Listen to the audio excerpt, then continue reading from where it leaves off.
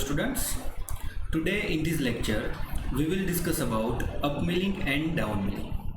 So as we have discussed in our previous lecture, there are different feeding systems are available that how one can feed workpiece and table. So these are the main two methods, that is first one is upmilling and second one is the downmilling. So first of all, let us have a look at simple 2D figure of this upmilling and downmilling. So first of all, this first figure shown over here indicates upmilling. Similarly, this second figure shown over here indicates downmilling. So now, as one can see from the figure, first of all, in this figure, the movement of workpiece, that is from leftward to rightward direction, whereas the rotation of cutter, that is the clockwise direction, or as we can say, the cutter is rotating in opposite direction to that of the movement of the workpiece. Whereas in downmilling, as you can see, workpiece is moving towards from right hand side towards the left hand side, and this cutter is rotating similarly in clockwise direction. And now as one can see, this cutter and workpiece both are rotating in the similar direction. So this is the first major and most important difference between this upmilling and downmilling. Again, the first major difference between this upmilling and downmilling is, in upmilling, cutter is rotating in opposite direction to that of the workpiece movement.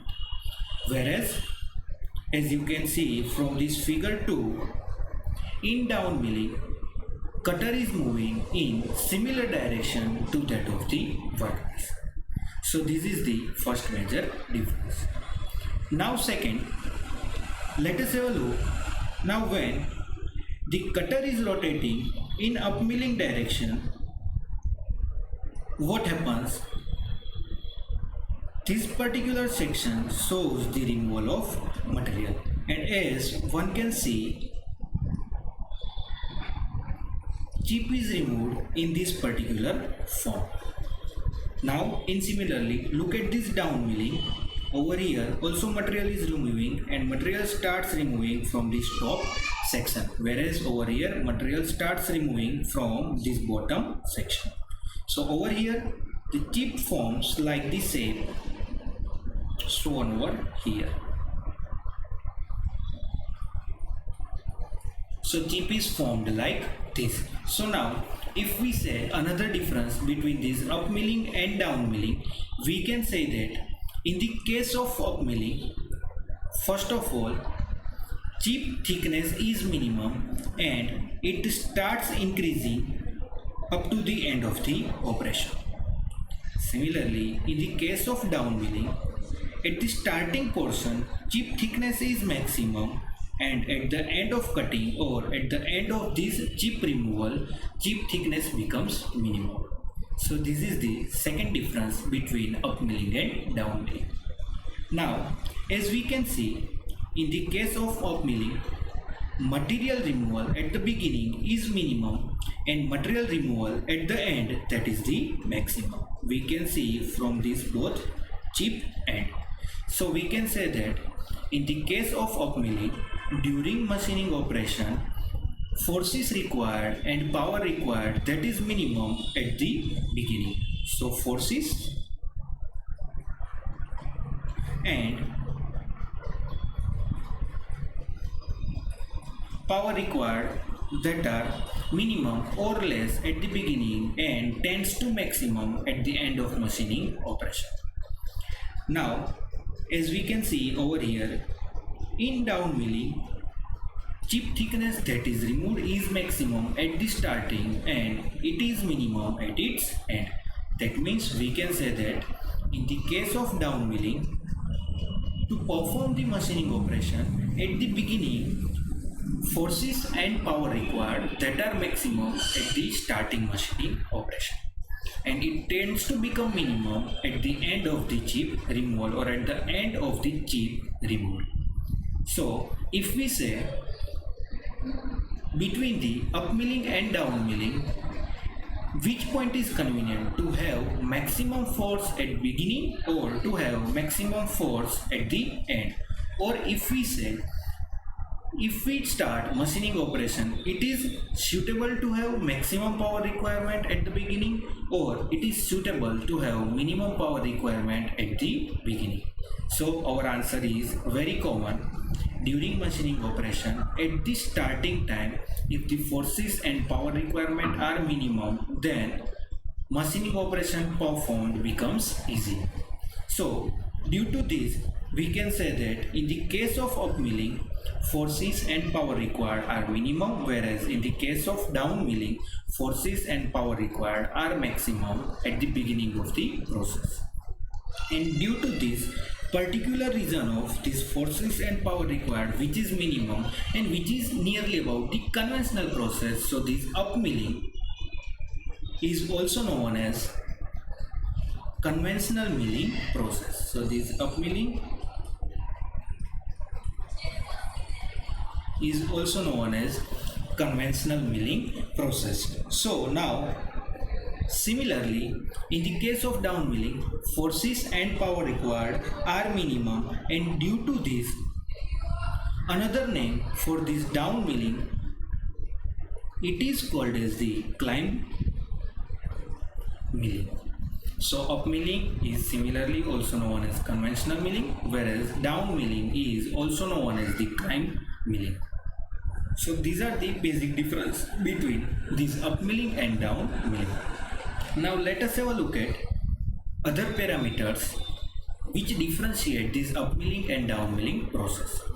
Now as one can see, in this up milling process, this cutter moves from bottom sections towards the upward section, and due to this there are chances that this cutter tends to lift the workpiece in the upward direction, and due to this reason proper clamping and fixture required during up milling process. Similarly, if you can see, these forces that are acting on the workpiece are in the downward direction, and due to this this cutter provides one type of fixture or steadiness to the workpiece, and due to this there are no major requirement of the clamping or fixture that are required. So this is another difference between this up milling and down milling. Now similarly, if one can see, as we have discussed, in the case of up milling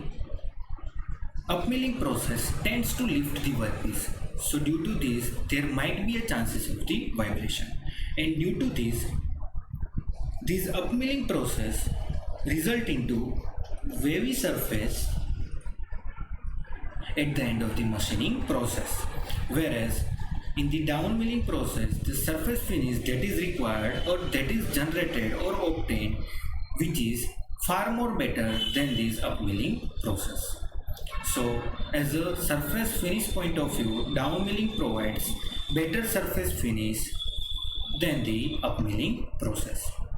So these are the different aspects of this up milling process and down milling process. Again, I am saying that up milling and down milling are also known as conventional milling and climb milling respectively.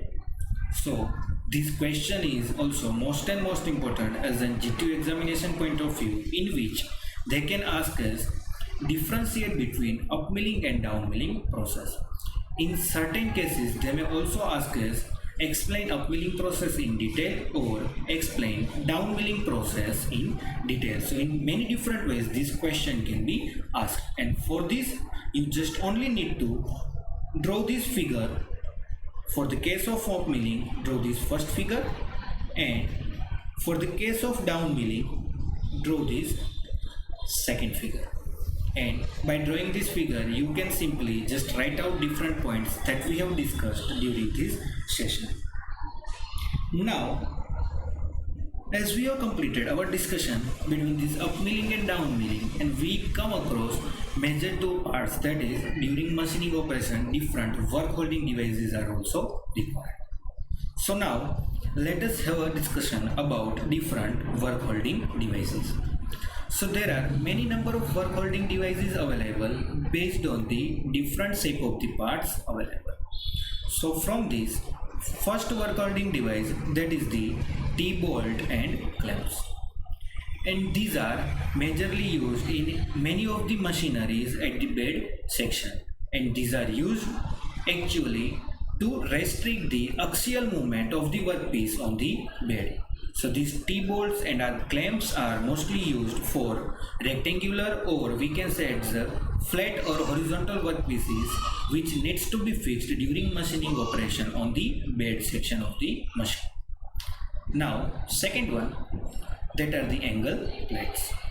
These angle plates have design something like, we draw over here.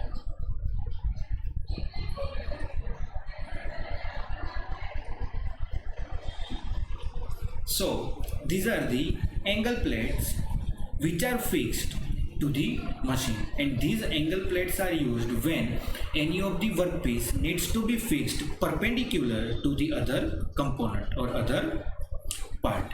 So these angle plates are used to fix the workpiece at perpendicular compared to the other component.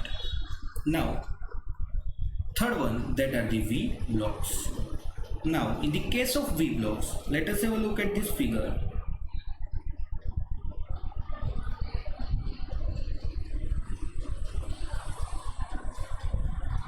So up to now we have discussed about the flat workpieces, or some of the workpieces which needs to be fixed at perpendicular location. But now if one want to fix circular workpieces, then how one can fix these workpieces?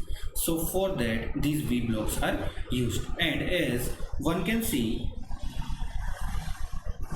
on these V blocks or this V section, circular workpieces can be fixed, and these workpieces are attached properly during machining operation.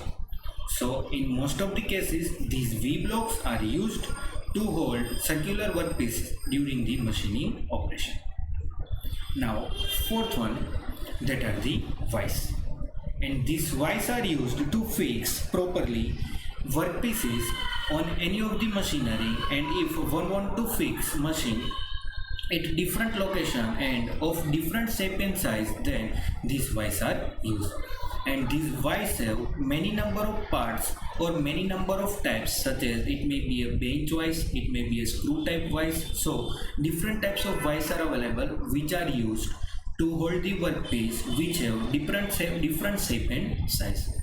So to accommodate or to arrange the different shape and size of the workpiece to fix them properly on the machineries, these different types of vice are used.